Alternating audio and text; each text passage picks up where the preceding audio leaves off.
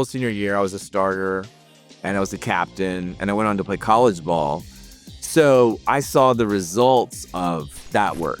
What it taught me is that if you're willing to work hard and you're willing to put in the time, you will make things better. Getting back to film with a script or with an edit, if you'll sit there and you'll work on it, it'll get better. I've never been like, oh man, I wish I'd spent less time working on this. You know what I mean? It's just never happened. Welcome to Strategy in Action, where we reveal how industry leaders build real market gravity, the force that naturally attracts opportunities, partnerships, and profits. You get raw insights, proven frameworks, and strategies that actually move the needle in your business. Let's get started.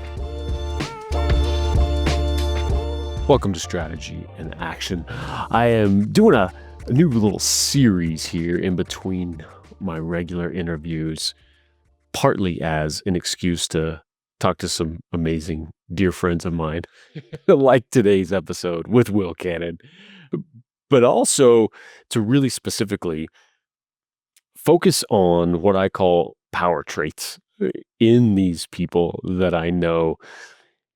A common thread has come about as I, think about these folks and what has made them successful and my interactions with them for years and years now. And Will is exactly one of those folks. And we get into exactly what his power trait is from my perception. And I think this is fascinating because this whole series, because we dig into what is that piece? And I am almost always somebody who agrees with the idea of leaning into your strengths, outsource your weaknesses. Of course, there's times to shore those up a little bit, but I think it's important to think about those things. Focus in on what do we do well? What are our unique elements that make us, but also us at our best?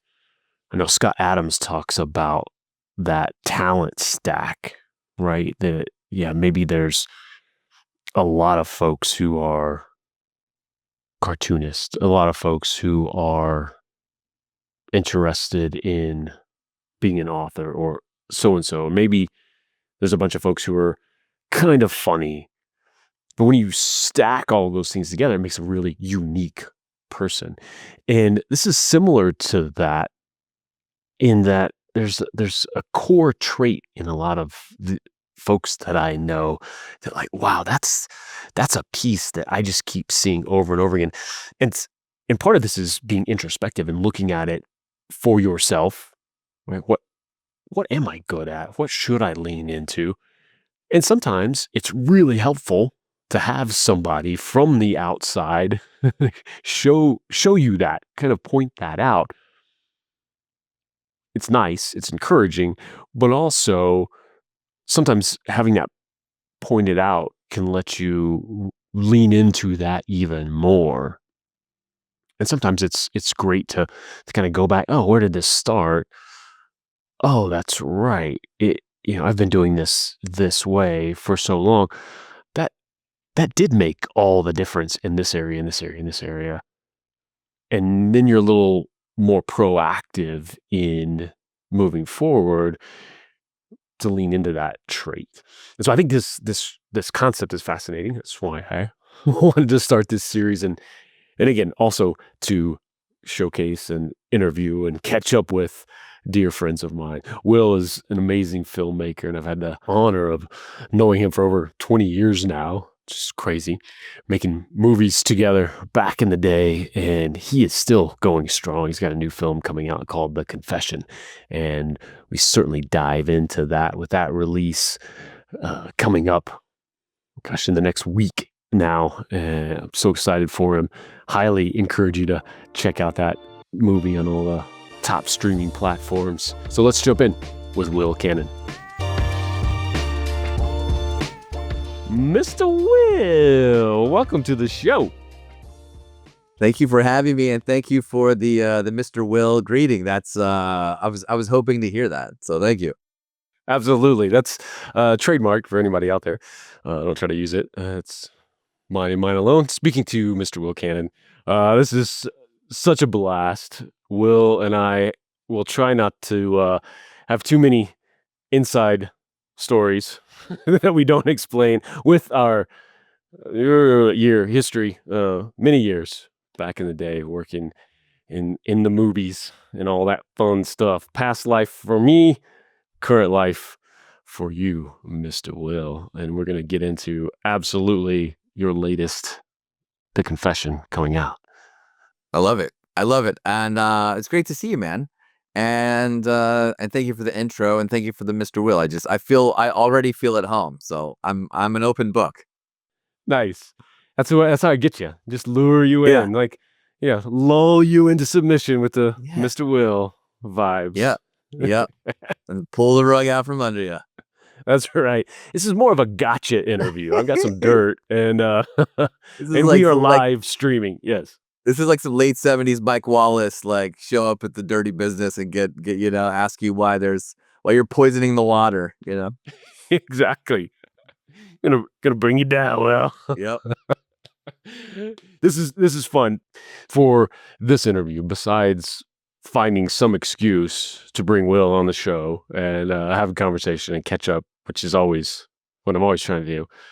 What I really wanted to do, this was the first of a series with strategy and action around what I'm calling power traits. I've got some amazing people in my life, and it just occurred to me that, with a lot of them, there are this overarching core trait that I associate with them, and it's really negative. It's all negative. No, it's this core trait that really I can see. Oh, that's why they're successful. Uh, yeah, Will, I know we've got somebody, a mutual friend slash nemesis, maybe. I don't know. Like depends on the day. Mr. John Perez. I got to have him on the show. He's and you'll agree with this, I'm sure. His power trait is charm. I mean, I think that's like for all the other skills he's got. I mean, that's a power trait right there. For And sure. I got some others that are, buddies who are just amazing at their consistency and all of that. And what I wanted to have you on, and I want to get your feedback on this too. Your power trait, what I got to observe working on movies with you, short films, worked on Brotherhood, and I got to see it firsthand over and over, is this going back to the drawing board and back to the drawing board when it comes with to the script, when it comes to walking through, okay, script's done, walking through, how are we going to block this? How are we going to shoot this? What are we doing? And for me, it's like kryptonite. It is, I cannot stay. If I've done something, I've done it, I'm going on. It is, that is a not good trait. That is a non-power trait in in my view. And I've always been that way. I remember, again, back still in the movie making world, I remember, having to do reshoots or something and being taught that from Andy back at UTA on these things. And the idea of that, of revisiting, no, we've done that. We've done, and it's just a normal part of filming. And it's not just that, oh, you do that well, but it's that every single time it's better for it. The script's better for it. The film's better for it. The acting's better for it. And so I honestly, it was this idea of that revision and going back and back, but I had to find the word, honestly, from these other folks I'm bringing on. That's the word. But the word is, and that trait is rigor that I found. I was like, that's the word. It's the disciplined, careful process of improving something, right? Isn't that great? I mean, do you own that? First of all, does that resonate? Yeah, for sure it does. And I think like as you're talking about, I'm thinking about the experiences that we've had together, and I'm thinking about those processes on Brotherhood and the filmmaking examples. And then I think the natural question for me in my head is like, where does it come from? So I'm sort of thinking back to like, have I always been like that? Is that something that I learned? Is that a personality thing? Is that a practice thing? And I think, to a degree, it's probably all of it, but in different ways. And I think it's been shaped in different ways. But to answer your question, yeah, I definitely resonate with that. And it's just cool to hear somebody say it. It's cool to hear somebody outside of your own mind to say that and sort of apply it to you because like I think I'm proud of it. As you describe it, I'm proud of it. Yeah, and it's maybe a cousin to perfectionism.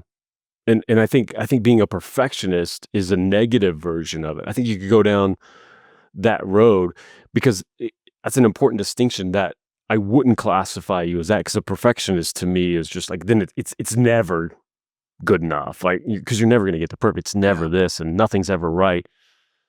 And I feel like an amazing skill in not being afraid to go back, no matter what, and anybody else. If you got a Croft over here whining about it or anything else, of like, no, I can feel it. We got to go back again. Yeah. We got to, this is part of Yeah. that process. And some of that comes with time, but there's also, I imagine, a listening to instincts a little bit, just like, I don't know what that is. Define that and describe that vibe when you are going back again, and maybe logically you're like, this should be good. Everyone else thinks it's good. What's that process going on the inside? I think the two places I really see it for in my sort of experience is in writing and editing. You know, I'm trying to think if I've ever actually gone back and reshot something. I don't think I have. Somebody may bust me and be like, "No, no, on that movie you did the one." I don't know that I've ever reshot something. Um so I think actually on Brotherhood we we we tried something and it was like we had a horrible rainstorm and the scene wasn't working, and so we Mm, sort of scrapped it for that day and moved it to later in the shoot. But I don't know that I've ever gone into post and gone like, oh, because part of it is and gone back and reshot something. I think part of it is that's also like on indie movies, that's an economic sort of decision yeah, and exactly. component. If you so I don't know that I've ever had the luxury of having enough money to reshoot anything. Um, Yeah. but the two Yeah. places I do see it are in the script and in editing, because those are the times when you really are going, is it there? Is it there? And um, and some people might quit after the fifth revision. Some people might go to the 100th revision or whatever. And we can think of filmmakers that kind of go in either direction. But um, I think for me, it's kind of two main things. It's definitely instinct, and it's definitely like my own sort of feelings about it or satisfaction with it, and feeling, is this working? Is this there? And then I think the other big piece of it is just getting feedback from people. I'm a big like feedback person with scripts and with the edit.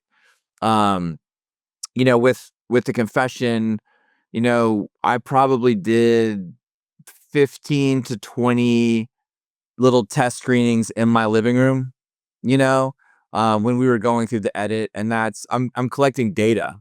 I'm tell me what you like, tell me what you don't like, tell me what works, tell me what doesn't work. And then as you get deeper into the edit, I'll say, okay, we're working on this specific thing. Let me ask you questions about that. This is a problem for a different group. So you're collecting data, and I think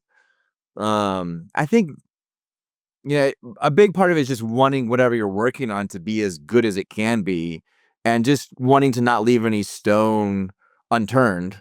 We only get one shot at making the movie. When you make it, it's done. You move on. So it's sort of like, well, while we're here, like I don't want to.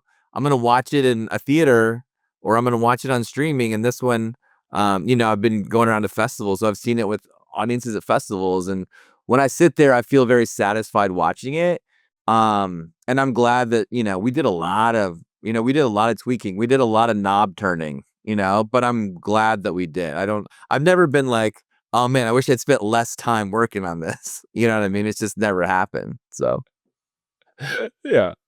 That's another key piece of it too that you're phenomenal at is that feedback collection, that data collection, and also in the best way as well. It's not maybe what people think of in terms of, the studio showing it to test audiences like, well, it tested a 4 and this, so we're going to have to go and change the ending. It's not this by committee nonsense. There's still a filmmaker driven story to this, and you are going on an instinct, but there's a piece of, okay, if this isn't hitting, I know it and I've got all this background to it. So this has to be hitting with an audience. And so you do bring in from script stage all the way through editing this aspect of trust,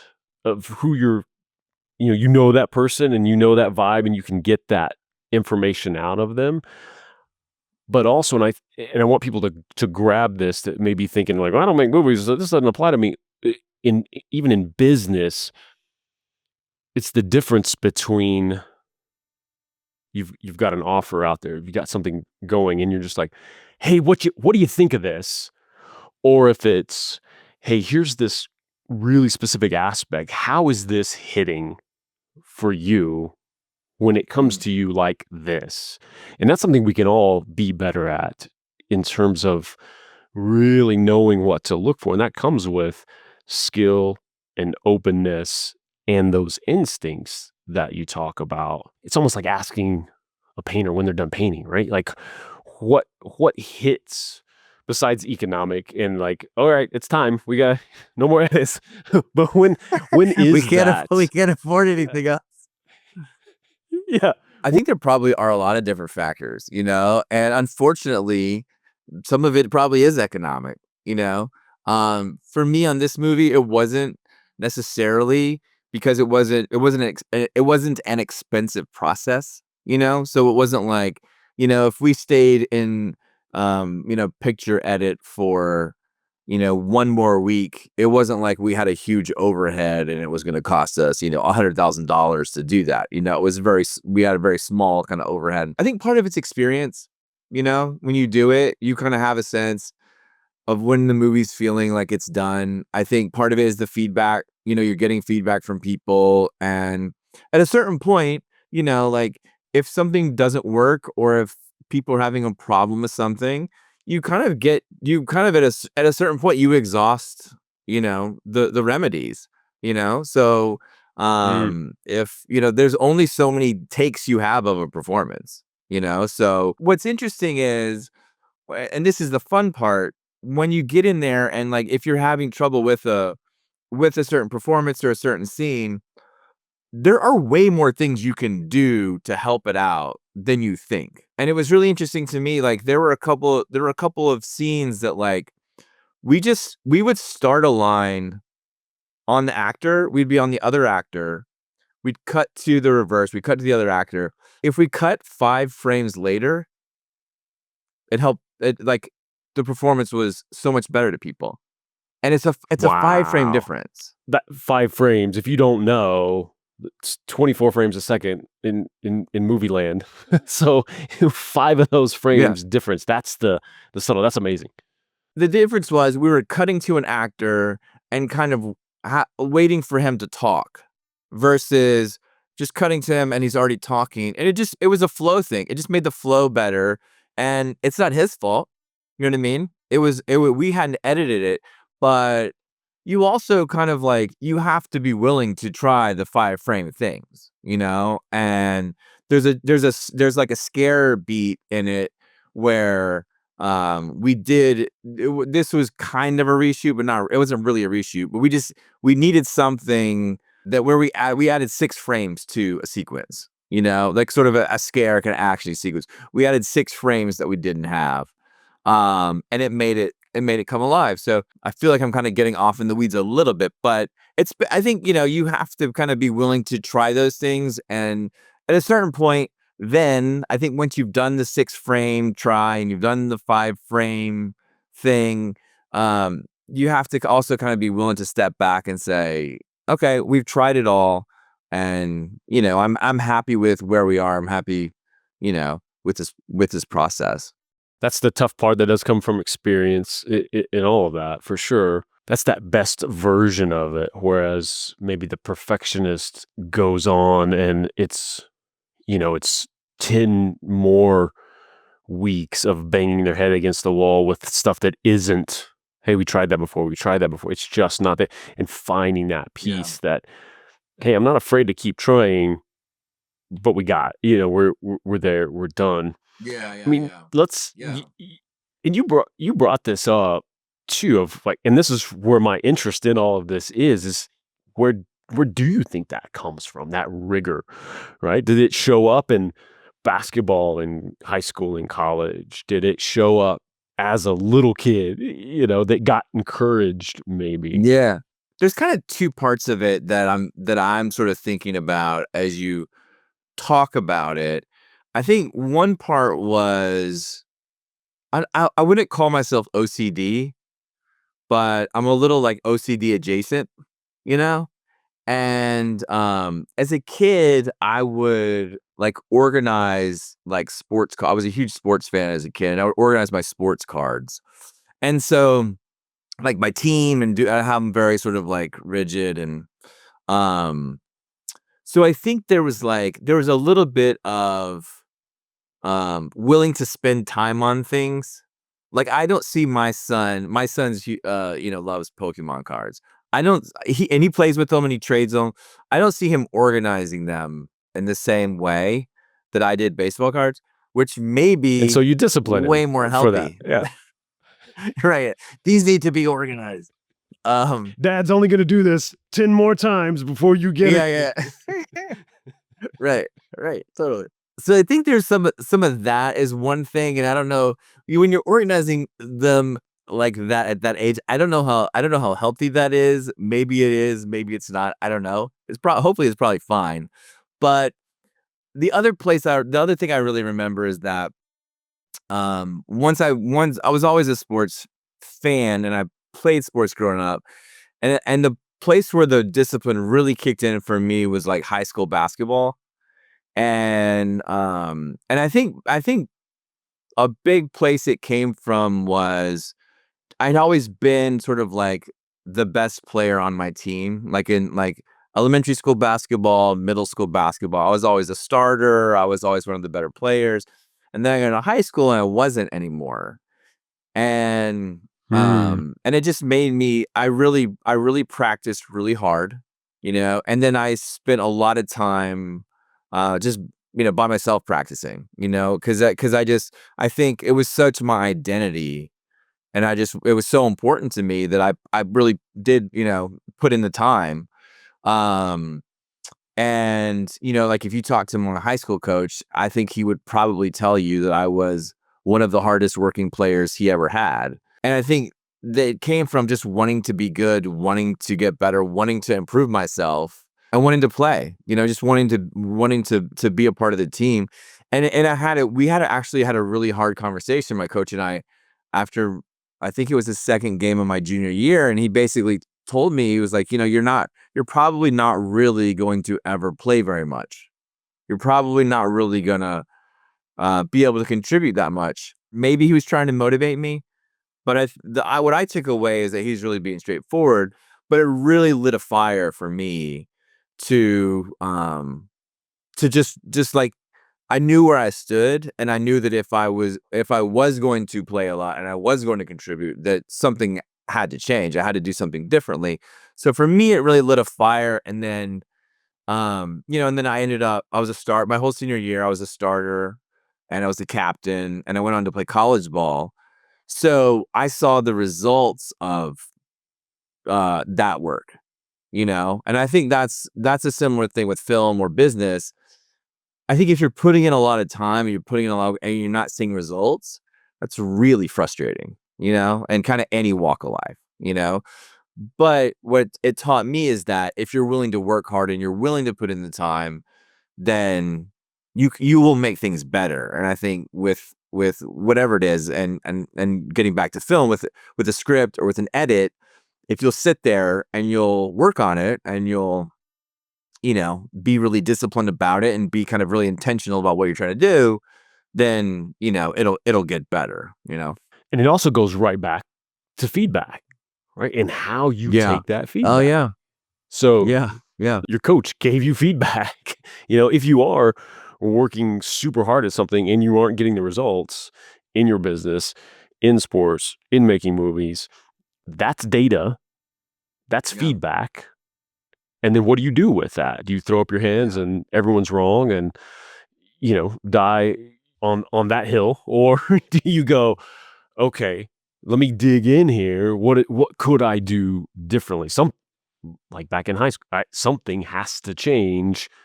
Let's figure out what that is, and then getting better and better at figuring out what that thing is. Like I said, I've seen that. I've seen that work ethic from you, and I want to dig into really specifics on the film, and it's coming out next week. I'm so excited for it and for you and getting this out. And I think, you just have to have that kind of discipline and work ethic to make movies at all, period.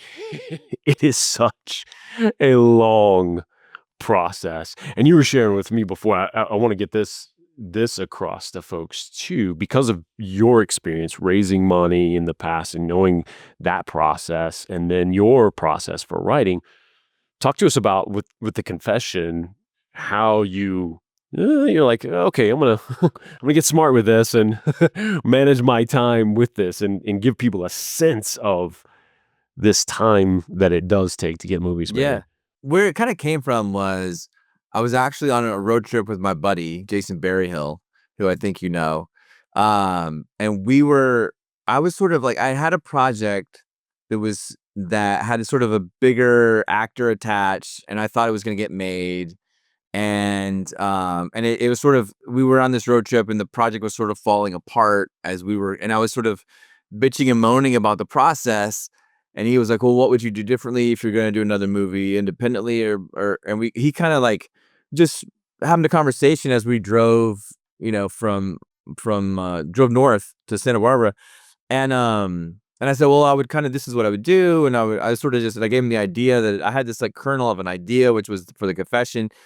I said, I tried to raise money independently, blah, blah, blah, blah, blah. And he's like, well, I think that sounds really good. I might be able to help you with that process if you wanted to try that process. And I was like, you'd help me? Like, seriously? Like, we'd never worked together. We played basketball together, getting back to basketball.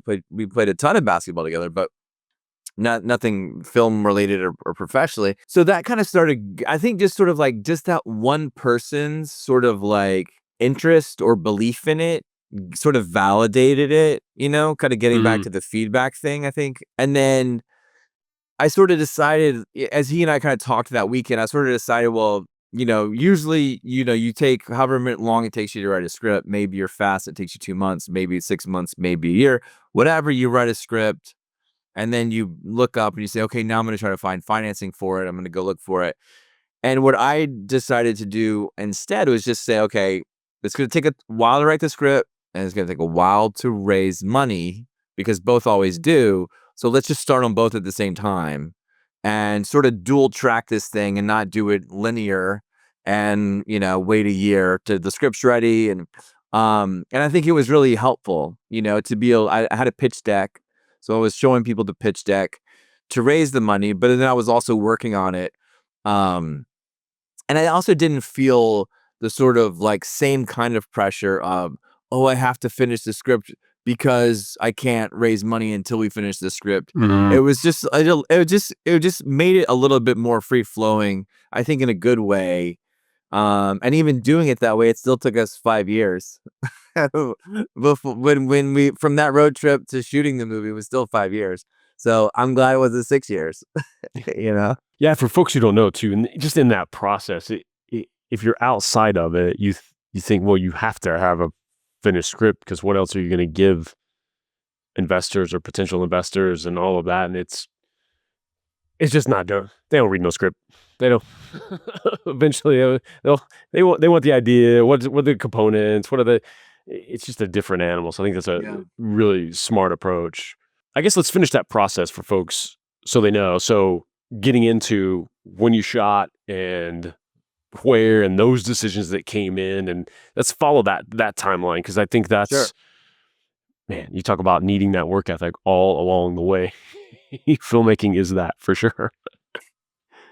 Yeah, no, it is. It is. So we were raising money, and then COVID hit, and 2020, and it just dramatically slowed out. I mean, I don't know if you guys have heard of COVID. I don't know if you know what Maybe, happened with that. Let maybe, me explain it to you. maybe. Um, so that obviously everything we just kind of went sideways for a while, but we kept raising money and just sort of said, well, and it was just such a, people were trying to figure out how do you make movies in this environment, and there were protocols, which meant you needed more money to shoot because you had to pay for the protocols that were expensive, and for an independent movie, there's not a lot of fat to trim, so. So I started scouting. I scouted this. The story takes place in East Texas, where I was born. So I looked at Texas, and we looked at a few other states that we thought may be able to double as Texas, and then we ended up in North Carolina, in Wilmington. Because it could look like East Texas and had the sort of right creative vibe, and then they also had a tax incentive that was really helpful, on the economic side, and for small movies, that's a big piece of it. I mean, for big movies, it's a big piece of it. Yeah. It's why Georgia had, Marvel and all the other stuff, and so yeah, so we ended up there, which I loved. I'd never been there before, but we scouted it. I loved it. We shot the movie there. We shot for 4 weeks. We had 19 days, and yeah, and then we came back and we started post, and then it just kind of became about like, okay, once we have this movie's on its feet, we showed a few people, and we had an offer from a sales agent, and then the sales agent took it and started selling, different territories. So each country is a territory, and they can kind of, that's kind of how you monetize it. So started selling it, and the different countries, different territories, and then we ended up selling it to Quiver, who's our distributor, and Mm. they're putting it out January 16th. So in the summer of 2018, Jason Barrel Hill and I went on a road trip in a rented minivan, and in January of 2026, the movie will come out. So Wow, man. So yeah, if you ever wonder, folks, why these timelines, it just takes that effort and ongoing. In that process, I'm always curious too. Are you doing other things, having creative outlets, other ways, other jobs happening, other stuff during that process, especially that development stage? yeah, for sure. I think before, and then also when it's kind of winding down, like it's sort of like definitely different creative outlets, and also like, trying to find work other places. There are times when you're making a movie where like you have no time for anything else. I Oh yeah. mean, I was in North Carolina for 2.5 months. I didn't leave. My family never came to visit because every time they tried to, somebody got sick, and there wasn't an easy way to get there. So we didn't want them to get stranded someplace. Mm. Um, so there's certain times where no, you just don't have the bandwidth for anything else. But then other times, yeah, like as you're writing it down, you're writing a new script, you're sort of like auditioning for other gigs. I mean, like you're kind of like, for me, kind of doing all of it, and I think too, like trying to balance, like, okay, I have to be so laser focused on this, but then also, okay, what's the next thing gonna be? Are you gonna try to go make a movie, somebody else's movie, or are you gonna try to do your own movie again? Or, what's kind of the next thing? And sort of like trying to tee up the next thing. You're playing Tetris a little bit too, because, well, if this does this, then I Yeah. can do that, or I can't do that. And Yeah. so give us a rundown on the storyline for Confession, which So yeah, does so look great. it's about a musician who she sort of had a kind of a hot career about 10 years ago. And but her career sort of has faded a little bit. She's got a son, sort of young son. She moves back into her childhood home about 9 years after her father has passed away. And as she's sort of getting settled in this house, she discovers a recording that her dad has made. And on this recording, he like confesses to this like grisly murder that he says he committed. And she's like, she doesn't know, is this, her dad's a preacher. He never killed anybody. She's like, what are you talking about? Is this real? Is this, what's going on with this recording? It's got the name of the guy he says he killed on it. So she's never heard of this guy. Does he exist? Who is he? She starts sort of investigating to see like what's verifiable. Is any of this true? And as she's doing this, as she's sort of doing her investigation, her son starts acting weird and starts acting Mm, strange. And these sort of two kind of like storylines sort of collide, and she uncovers this dark secret about like her father and then also the town that she grew up in. So it's sort of like it's a scary movie, but also like a fun movie. Like that was an important part of it for me too. Was like I want it to be fun and people to enjoy it too. So yes, and so far they have. So and I think that's that piece that you bring, again, a good storyteller, great script writer brings in those elements. So there's a scare factor genre wise, sort of, yeah, you could put it here, but also this is just a good movie. So that's awesome. I'm excited to get that out in the world and see even more people's reactions and stuff. Streaming all over the place. 16th. yeah, January 16th, Apple TV, Amazon Prime, Fandango at Home, Google Play. So Nice. that's like our first window, and then it'll expand beyond them. But we're hoping that people will check it out. It just helps on down the line. The more people check it out, you can a week or two before that, you can pre-order it. The more people pre-order it, the more it helps. The more people rent it and buy it when it comes out, the more it helps. It's like so much of it, I feel like with the streaming stuff is, you need the algorithm to pick it up. You need them to pick up interest. You need clicks, you need buys. And the more you do that, the more then, oh, we'll give it better placement. Oh, we'll push it to these other people because of it. So yes, if you're watching this, please pre-order it, buy it, rent it, see it. Yeah, for sure. Yeah, you'll love it. I encourage everybody to go and do that. And you touched on that a little bit. Are there other aspects of this, just in the climate we're in, to promote and sell and make the next one? How is that a different animal now than even Brotherhood back in the day? Yeah, well, the economics are a lot different.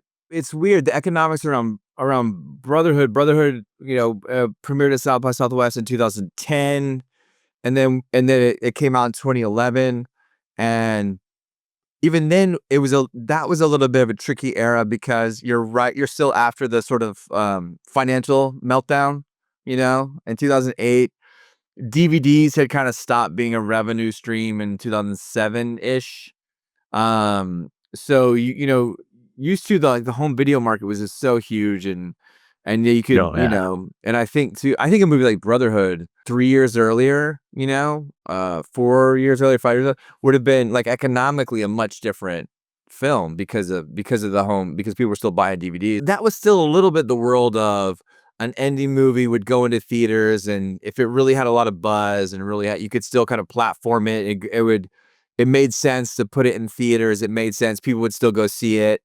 And now it just doesn't make sense. The theatrical experience is really the way it's gone is just really big movies, big event movies, movies that you want to see on IMAX, which I love. I love going to see those No, movies. yeah. But it's like 95% is that, rather than the Pulp Fictions back in the day hitting the theater. That's, I think a lot about like those sort of those 90s independent film heroes, that we all had. That was like Richard Linklater and Ed Burns and Kevin Yeah. Smith. And, what of those movies would have gone like theatrical, now? Like, I think probably not a lot, you know? Yeah. Um, but yeah, so it's definitely a different animal. When Brotherhood came out, I think we still had a theatrical release, but it was very small. And then now it just doesn't really make sense to do it for a really small movie like ours. So, my hope is that people see it streaming, love it, tell other people about it, share it online and discover it that way. But it's kind of interesting because, it's only my third film. So it's sort of like you're my third feature. So I'm looking at it going, how many times in your life are you going to have a movie coming out? And so I'm just Yeah. trying to kind of like, I'm at the place where I'm trying to like, I want to promote it as much as I can and do as much as I can for it, but then also just sort of enjoy the process of, Kubrick made like 13 of them and he was one of the best. You know what I mean? So Yeah. how many times is it going to happen? How many times are you going to have a movie coming out? So like enjoy it. It's interesting too what that that next phase, especially for independent film, is going to be. So I think there is it's a weird, messy time, and I think it has been for, I mean, a decade now, where the democratization is there to go and make something of quality, and you don't necessarily have to go the gatekeeper route of the big giant studios, all of that. But that doesn't make it easy. That doesn't make it like there's still so much, and it's still, I think more than people realize, it's still this process of distributors to get to these platforms and get there in a quality way, right? To Yeah. get, I mean, there's hacks around getting something out on Amazon down there so you can stamp something that says you're technically on there or something. But that's very different than being on it, Yeah. that a Right, distributor right, can get you to. right. And so there's still that world. And I wonder what comes next in this whole phase as an industry, but also even you and applying your rigor, to that side of things, maybe this create, how does that come into play now? And maybe that distribution side of it to figure out that next thing, or just or the financing for the next one side of Yeah. it, how getting that creative piece of like, okay, we've got to look way outside the norm here. Yeah. Well, I mean, that's a great question. I mean, like you said, for a decade, it feels like it has been a decade. I mean, I know like COVID really disrupted things, and then coming right out of COVID, you have the writer's strike and you have the actor's strike, and it's just kind of seemed like things haven't really even gotten back on track, just sort of industry wide. So many people, who used to work all the time aren't working. So many productions are going overseas. There's um there's not as many things are being made and not as many things are being made here, so and then you like with all the stuff with Warner Brothers, being, there's the I think, is Netflix gonna buy them? Is Paramount gonna buy them? Like I don't think it's gonna be great, for filmmakers to have one less buyer, one less studio, and it just seems to me, I mean, I feel like when Brotherhood was coming out, it just seemed like there were a lot more places that could buy it. Like there were a lot more Yeah. places they're buying films, that were making films. And I do remember having the conversations with the producers when we were looking to sell it. And it was just like so many places aren't buying. Like you said, the democratization has happened because you can make a feature. I mean, I have a good buddy who just made a feature for 15 grand.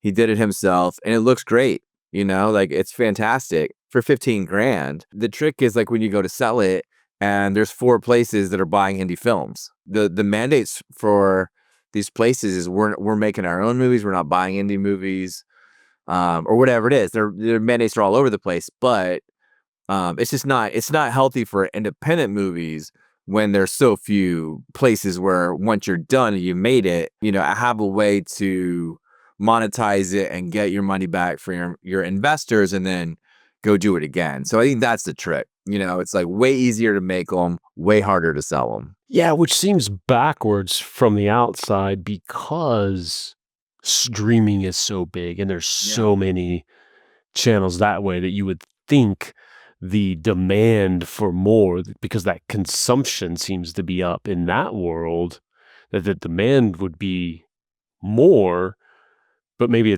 is exactly like you're talking about. Like, well, no, we make our own, or it fits this, or that streaming is still still just a handful. Well, I think it's that, and then I think it's also too like, if you do get on a platform, how do you break through? How do you Mm, actually get eyeballs? I think that's the other big trick is like, okay, you're on these places, but then how do you get eyeballs watching it? In a meaningful way that's gonna bring back the kind of revenue for your investors that you need it to. So like that's the trick. Cause like, I mean, you could put it on YouTube, you know what I mean? But then can you monetize it in a way that's really, I feel like Steven Soderbergh was doing all these great like, he was doing all these great, like, experiments with distribution, you know? And it mm. just seemed like every time and his was theatrical, but it just seemed like every time it was like, we're all rooting for him, and it's like, "Okay, this is gonna be cool, he's gonna do this thing, and it's gonna be cool." And it just seemed like he was kinda disappointed every time with, like I remember he did, Logan Lucky, and it was sorta like that was kinda like, "Do you have to do this, like, gigantic, advertising spend that the studios do every time?" He's like, "I don't think you have to. I think you could do this, this, and this, and you can." And Logan Lucky, really fun movie, great cast, like amazing So cast. hilarious. Yeah. Yeah.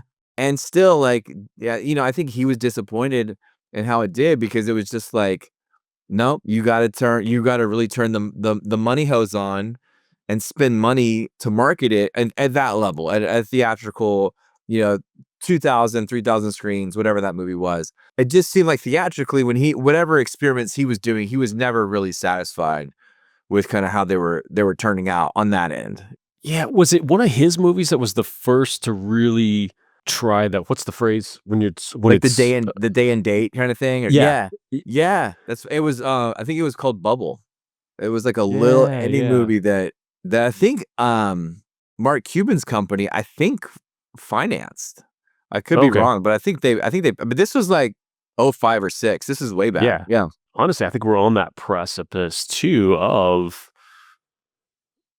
filmmakers being able to use YouTube as that monetization aspect. And hey, I'm a filmmaker on YouTube, and that's an interesting path because it is a monetizable platform if you have everything else around it. Like you grow a channel, it's huge. So how do you grow, and then do you grow a channel that is Will the filmmaker's channel and you do amazing shorts that bring up things and then you premiere your films on there, or do you have a the confession related channel because you know Yeah. what's coming, right? And you grow Right. subscribers there.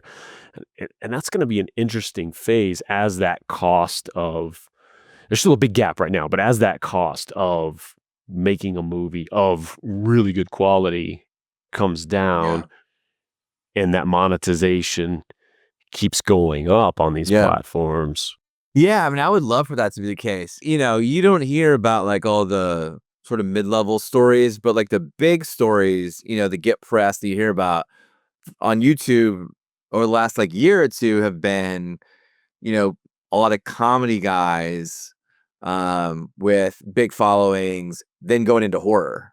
The Australian guys that did Talk to Me and the movie Obsession, which just premiered at Toronto and sold to Focus for like a huge amount. Like comedy YouTube guys, millions of followers, and then still going to do a movie that's not going to go to YouTube. You know what I mean? But developing a following from YouTube. I don't know how much that following is a part of that success Right. directly, but that's just sort of like observing. That's kind of what I've seen. Yeah, and that's interesting too, that parallel as you describe it to authors, right? And publishing houses, because you can't go get a publishing deal unless you have this following and this Mm. all Yeah, these yeah, things. yeah. Like, it's got to be up there because they have to know, because they're not going to do it. They don't know how to do it. Right. You get this unknown author and unknown book. But if you come with that following, okay, rock and roll, we'll get you in the airports and all that. If you can bring that. The other interesting one was there's a movie called Shelby Oaks. The filmmaker, I think his name is Chris Stuckman, and he had like a 2 million followers on YouTube, and he did it was a crowdsourcing like Mm, raise, and like was a part of it to see because I didn't really know his YouTube channel, but I just wanted to go along for the ride and just see how it worked and see what kind of updates I was getting and this kind of stuff. It was funny because they did like a contributors screening in LA that I went to, and I'm standing in line for the Shelby Oaks screening, and I liked the movie. It was a really fun movie. I liked it. But I was standing in line, and everybody in line was like, "Oh man, what's your favorite video? What's your favorite thing? What's your favorite thing?" And I'm like, I got nothing, man. I don't know.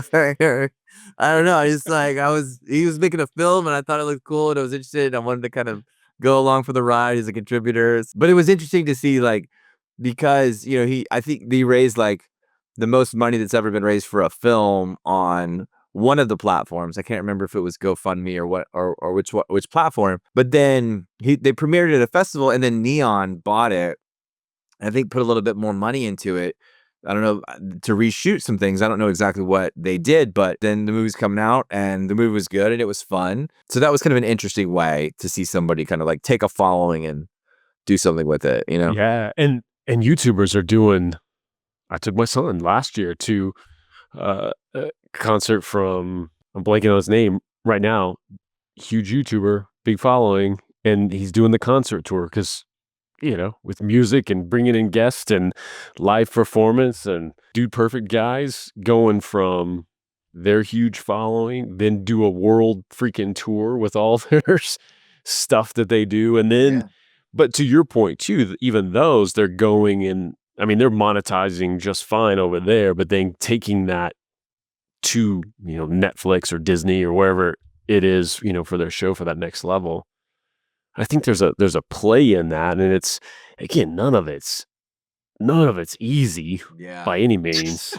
It's like, oh, you should do that YouTube thing. Oh, okay, but Like press it's YouTube a button, chance. done. Yeah, YouTube button pushed. We're good. yeah. Had somebody the other day sort of give me a suggestion. You should do this, and it felt like the grandmother going, you should make one of those Marvel movies. You Right, should do right. that. Like, oh, I probably Have you should. I ever hadn't thought have you ever about that. thought about directing a Superman movie? Have you ever thought about that? Like, oh man, such a great idea. I mean, obviously, you're in a good space with getting the confession out there, and I'm so excited to get that and start see that feedback from everything Yeah.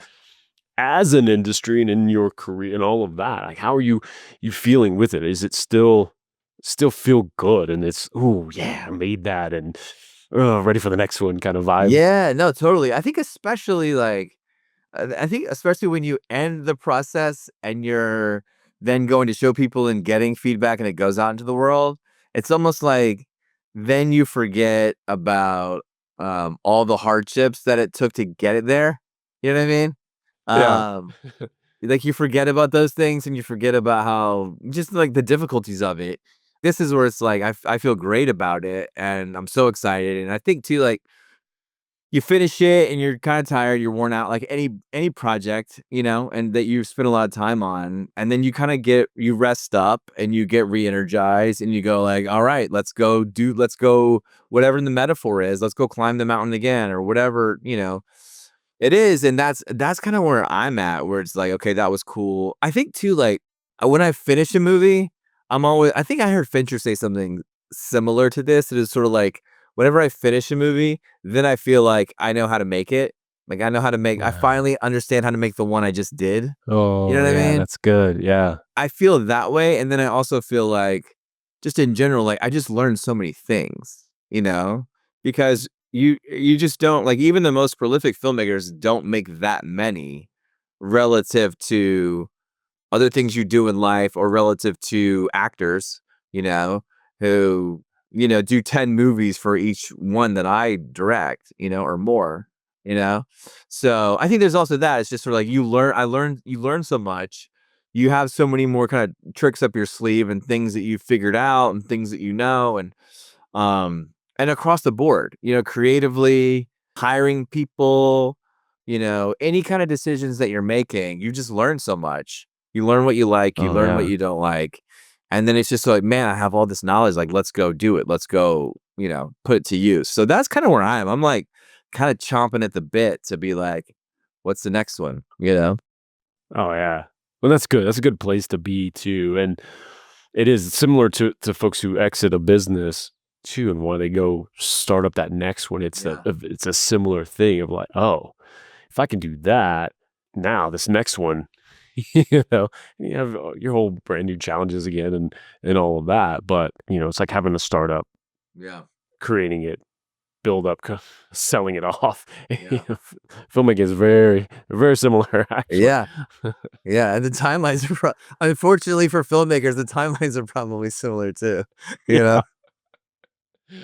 Oh man. Well, it's been a blast catching up, and it's been fun to work with you, to watch your success happen. It's just awesome. And that was the piece. I think that's what triggered this thought in me of why I wanted to start this series with you, because I've had that front row seat. And even from the very beginning, as you had those successes, it was always, man, it couldn't be happening to a better dude. Like, we know the stories, and we know that all the, people can be, especially directors can be all, all over the place, but just being a good human, that's great.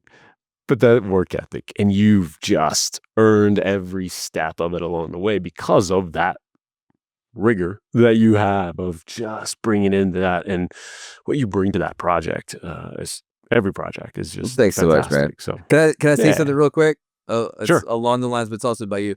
Um, the As long as it's thank about you. me, that's fine. Wait, it's about me? Tell me more. Yeah. No, I so appreciate that. I so appreciate it's been fun to talk through all this and just kind of reflect. You made a couple of points that I hadn't really thought about before, especially about feedback and different types of feedback that was really interesting that I've never really thought about. But you and I, when we met, like you were very much a mentor to me, and you're very much like ahead of me and where I wanted to be, and you're making movies, and your shorts always felt like real movies to me, and like I was just messing around with the camcorder, and then I said, you're shooting on film. These look real. These are really good.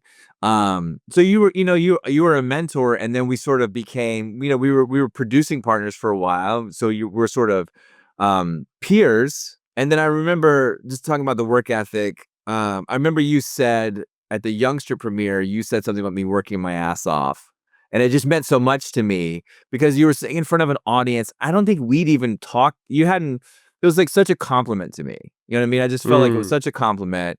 As somebody who I respected so much, who I felt like, certainly I was always trying to kind of get where you were. I really appreciated that. And then the funny part of the story is my grandmother, who, I don't know how old she would have been at the time. I can't do the math quickly enough. She was probably in her early 80s, but she took issue with you saying ass. You know what I mean? And the remarks of the thing, which is great. And and I love my grandmother. She's an amazing, amazing woman. My dad's mom, but it always cracked me up. She was very proper, and I'm getting this like compliment from this guy who I really appreciate this compliment from. Oh, he said ass. So anyway, That's but awesome. it's been so fun to talk to you and to kind of like reconnect a little bit, and it's a huge compliment to me that you asked me to be on and to come hang out and talk. Oh, So yeah. thank you so much for having me, man. It's been so much fun. Absolutely. It's been a blast. Thanks for joining us on Strategy in Action.